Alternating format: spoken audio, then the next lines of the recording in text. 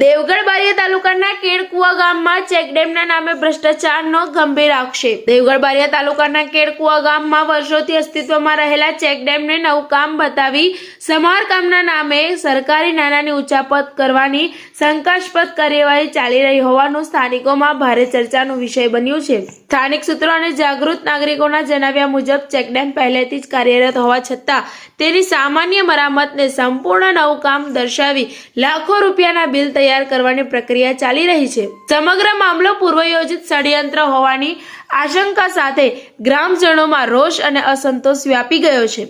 આ બાબતે ગ્રામજનો દ્વારા સોશિયલ મીડિયા અને સમાચાર માધ્યમો મારફતે ભ્રષ્ટાચારની પર્દાફાશ કરવાની માંગ ઉઠી છે। તેમજ જવાબદાર અધિકારીઓ અને ઠેકેદારો સામે કડક કાર્યવાહી કરવાની અપીલ કરવામાં આવી છે। ગ્રામજનોની માંગ છે કે જૂના અને નવા દર્શાવેલા કામની તટસ્થ તથા નિષ્પક્ષ તપાસ થાય, કામના બિલ, મંજૂરી પત્ર અને ખર્ચના અંદાજ જાહેર કરવામાં આવે, દોષિતો સામે તાત્કાલિક અને કડક કાર્યવાહી કરવામાં આવે।